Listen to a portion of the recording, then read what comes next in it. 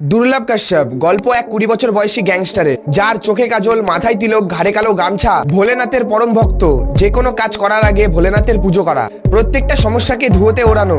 দেখতে সাধারণ হলেও আসলে অনেক ভয়ঙ্কর। মাত্র 16 বছর বয়সে উজ্জয়নের প্রত্যেকটা জায়গায় তার আতঙ্ক ছিল। সে তার ভালো কাজের জন্য নয়, তার দ্বারা করা চুরি, ডাকাতি, মার্ডার, কিডন্যাপিং এর জন্য জানা হয়। সে মাত্র 2 বছরে অপরাধের দুনিয়ায় এত নাম কামিয়েছিল যা আজ পর্যন্ত কেউ কামাতে পারেনি। আজকে তোমাদের শোনাবো এই গল্পটাই। আমি সুরজ, তোমরা দেখছো নলেজ বাংলা। চলো শুরু করা যাক।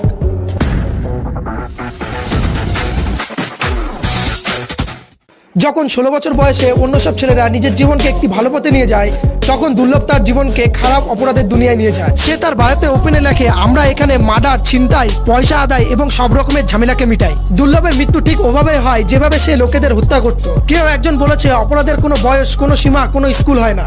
আজ দুর্লভ কাশ্যপের সম্বন্ধে জেনে তোমরাও ঠিক এমনটাই ভাববে। 8 নভেম্বর সাল 2000, বিজনেস করা পিতা আর চাকরি করা মায়ের ঘরে জন্মগ্রহণ করে এক ছেলে। পিতা তার নাম রাখে দুর্লভ। পিতার ধারণা ছিল ছেলে বড় হয়ে সবার থেকে অন্য এবং বড় কিছু করবে। হলেও ঠিক এমনটাই, সে বড় কাজ তো করলো যা তাকে অপরাধের দুনিয়ায় নিয়ে গেল। এর শুরু স্কুল থেকেই হয়েছিল।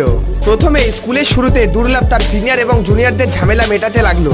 তারপর আস্তে আস্তে স্কুলে তার দাবদাবা আর আতঙ্ক বাড়তে লাগলো। সময়ের সাথে সাথে তার আতঙ্ক এত বেড়ে গেল যে তার বয়সী সব ছেলেরা তাকে রোল মডেল মানতে লাগলো।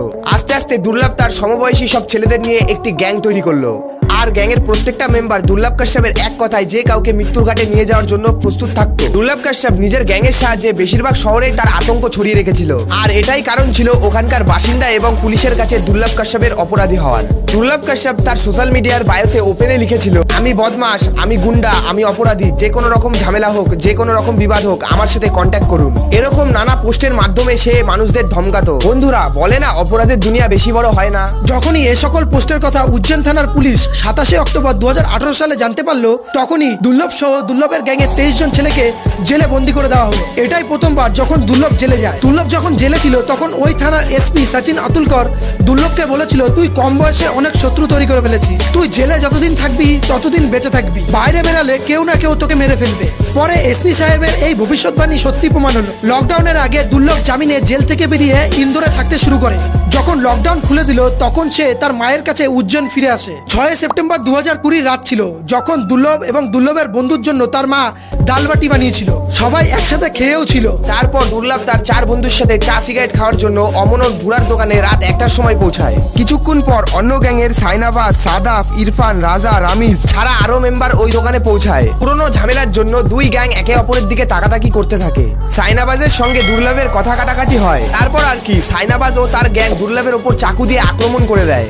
দুর্লভ এই হামলার জবাবে সাইনাবাজের ওপর গুলি চালায়, যা তার কাঁধে গিয়ে লাগে। তারপর সাইনাবাজের বন্ধুরা দুর্লভের বন্ধুদের ওপর আক্রমণ করে দেয়।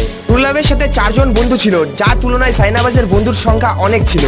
সবাই মিলে চাকু দিয়ে দুর্লভের ওপর আক্রমণ করে এবং দুর্লভের বন্ধুরা নিজের জীবন বাঁচানোর জন্য ওখান থেকে পালিয়ে যায়। কাশ্যপের বন্ধু আসিফ বলেছে, সাদাফ চাকু চালাচ্ছিল আর চাওয়ালা ভুরা বলছিল, একে মেরে ফেল, একে বাঁচিয়ে রাখিস না। দুর্লভকে 34 বার চাকু ঢুকিয়ে মারা হয় আর মাত্র 20 বছর বয়সেই তার মৃত্যু হয়ে যায়। তো বন্ধুরা, এটাই ছিল গল্প দুর্লভ কাশ্যপের। বন্ধুরা, ভিডিওটি ভালো লাগলে অবশ্যই লাইক করবে এবং চ্যানেলটিকে সাবস্ক্রাইব করতে ভুলবে না।